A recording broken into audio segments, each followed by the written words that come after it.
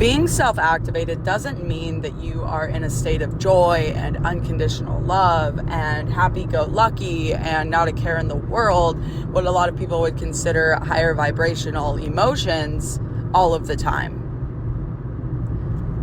Higher vibrational emotions such as joy, love, excitement, happiness, laughter are symptoms of being self-activated. Feeling those experiences more often than not are symptoms of being self-activated. Self-activated doesn't mean that you are full steam ahead, pedal to the metal all of the time. It means that when you know that your energy is there, that you allow it. And when you know that your energy is asking to be nurtured, to be seen, for certain emotions like anger or grief or what people would call anxiety, aka the dimension of your mind, wheels turning nonstop, eventually, and this is just a side riff, eventually those wheels turning nonstop manifest into your emotions and can manifest into your body if we don't allow that to move. So being self-activated means you're aware. Your divine awareness is seeing, being with, and moving the energy of what is necessary for you in those moments. There are experiences in life that you get to look at, acknowledge, and not try to move straight into those higher and Spirit is telling me to be very cautious with the way that I say this, these what are spoken about higher vibrational frequencies, emotions. Being self-activated means that you know that you're not dropping yourself even when you are moving through a wave of sadness. It means that you're not dropping yourself even when you have called in a spirit of shame, a spirit of fear, a spirit of doubt, and that you're not dropping yourself when that occurs. What does dropping yourself in those moments look like? Making yourself wrong. Making yourself the enemy of what's occurring in your own field. Speaking to yourself as if you should have it all together, as if there's something to fix. There's nothing to fix. Spirit is saying, reminder, we are all on this evolutionary experience and every single day is going to look different, and being self-activated and not dropping yourself opens up the opportunity for you to experience more joy, more abundance, more laughter, more unconditional love from yourself and from others more often.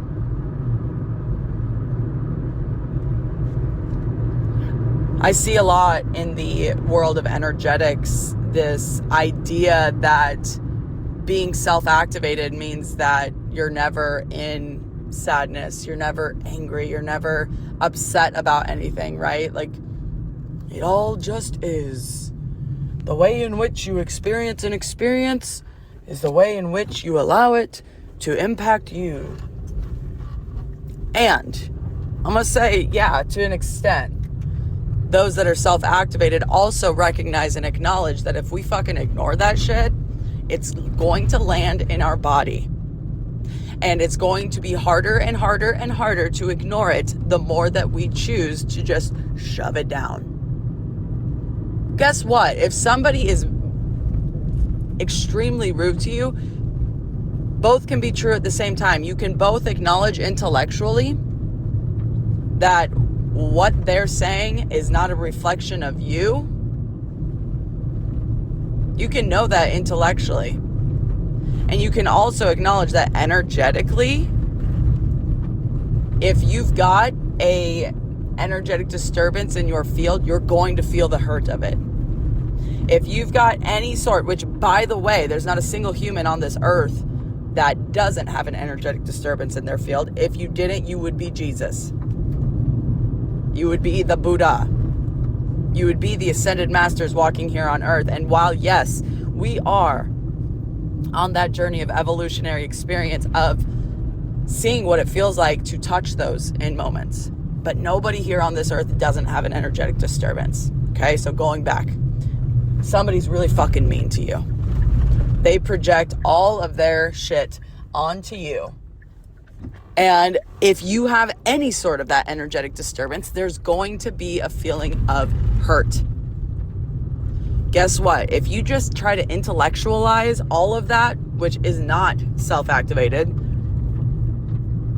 there's this, and I'm going to say, yeah, Spirit's like, just say it how it is. You don't need to label it. Thank you, Spirit. What happens so often in the spiritual and energetics community is this intellectualizing energy. Energy is also emotional. And if we are pushing it away and we are suppressing it and we are acting like it's not actually, that hurt wasn't actually felt, or we make ourselves wrong for feeling an emotion, it manifests into the body. And that's when disease occurs. Of all shapes, forms, sizes. So this idea of being self-activated means that you're on it all of the time. That's creating more energetic disturbances in your field. Self-activation means that you can be with your energetic disturbances. You look at it, and the next piece, because we're energy hackers, some of us are in the Energy Hackers Club. Some of us are getting on the edge of joining the Energy Hackers Club because we know how important it is to be able to hack that energy after we've allowed that energy to move and not ignored it and not suppressed it and not pushed it down. Because we're energy hackers, we know that, okay, I experienced the hurt, I allowed the energy to move, and now I get to shift it. I get to shift that energy, and I get to not allow that to be what defines the way that I move. I get to shift it and not have that energetic disturbance operate in my field any longer. When I say that we can shift energy rapidly and immediately, what I mean by that is after the energy has moved. Because guess what? If we try to shift that energy after we've not allowed it to move, and we've ignored it, and we've smiled our way through it, that energy hasn't shifted out of all of the dimensions. Mentally, maybe. That's the easiest one to shift. So being self-activated has nothing to do... thank you, Spirit. Being self-activated is not only waking up, being excited about the day. Being self-activated is not only being happy, feeling unconditional love. Being self-activated is the ability to be with your energetic disturbances. And we call them disturbances because that is what they are, right? When I say that those that do not have energetic disturbances are the ascended masters, what I mean is it's the potential of what our energy can be. We came to Earth, a very dense place. And on this earthly realm, we experience density. We also experience a whole lot of fucking love. But for the sake of this conversation, we're going to talk about where these energetic disturbances occur. These energetic disturbances occur from the day you enter this world. Now, as a baby, you are very pure, and these energetic disturbances flow out of your system rapidly because you are not consciously understanding it. But as you grow year by year by year, your consciousness begins to focus on these different energies. Some of them create disturbances in your field. You are not wrong for not being Jesus. You are not wrong for not being Jesus. You are experiencing the evolutionary experience of life, and you are allowing yourself to be with all of it.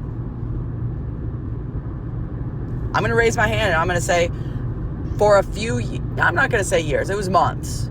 For a few months, I experienced what it felt like to ignore energetic disturbances. So I'm going to give you an example. when somebody would say something to me that I knew intellectually they were saying it to me because they didn't have love for themselves in that space. So let's say that they called me stupid. I don't know that I've ever been called stupid, but for the sake of it, we're going to run with this. Let's say they called me stupid. If I had an energetic disturbance in my field that allowed me to feel any sort of questioning, am I stupid? Wow, that really hurt. Why would they say that? That's really fucked up that they would say that.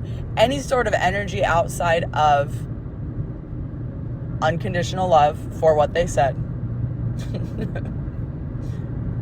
That energetic disturbance, when I would push it down and I would shove it away and I would just happy-go-lucky myself, it would grow stronger and it would go stronger and it would grow stronger, and more and more and more of those experiences would manifest into my world.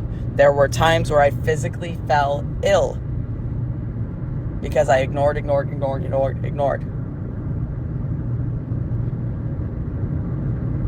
So when we give ourselves permission to be with it, to allow the energy to flow, to not make ourselves wrong for feeling hurt, because we're fucking human, we give ourselves the chance to actually hack the energy. The energy cannot be hacked unless it is able to move through all dimensions of our being. If you've ever been a part of a power portal call or a dream activator group healing session, there are times that you feel immense amount of ecstasy and happiness and unconditional love, and you feel what it feels like to ascend your energy to a higher dimension. And then there are times when there are emotions that are flowing. Sometimes it comes through tears. Sometimes it comes through coughs. Sometimes it comes through anger. Sometimes it comes through your body shaking, and you feel more of that dense energetic disturbance shift. Neither of those are wrong. It is what is wanting to flow in those moments. But if you've been a part of the Dream Activator sessions or the Power Portal calls, or from back in the day, the frequency shift portals, creme de la creme, delicious. If you made yourself wrong for what you were experiencing based off of what you may have experienced before, or maybe you opened your eyes in the Zoom room and you saw what other people were experiencing, and then you made yourself wrong, or you blamed it on an underworld spirit, that energy was not then able to be hacked. The energy hacking could not occur. So while energy hacking is incredibly easy, it only becomes simple when we allow all of it to be felt, seen, experienced, sometimes held. And really, Spirit's saying the umbrella word for that is honored. When we allow it to be honored. So being self-activated, aka leading yourself in the most powerful way, being the walking legacy, because you know that you're bringing powerful new experiences to this world. You're not just regurgitating what anybody else says. You're creating your own, and you're leading. You're allowing yourself to pioneer. It's a scary place. And if you act like it's not, like you've got it all figured out, I promise you that is not coming from a self-activated place. It's coming from a space of ignoring. Feeling, thank you, Spirit. Feeling fear does not mean that you have succumbed to a spirit of fear.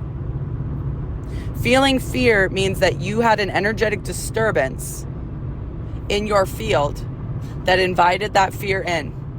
And when you feel it, right, you allow it to move, and then you hack that energy and you come into that unshakable self, that unshakable confidence. But if you try to unshakable yourself through fear without allowing that energy to flow, mind, body, emotions, your spirit's got this. Your spirit has so much information that we don't have access to until we come into access with it. Your spirit's got it all at once, undeniably. But your mind, body, and emotions are slowly unfolding. That's the experience of the human life. Some experience more, some experience less. It's no better, no worse. It just is what it is.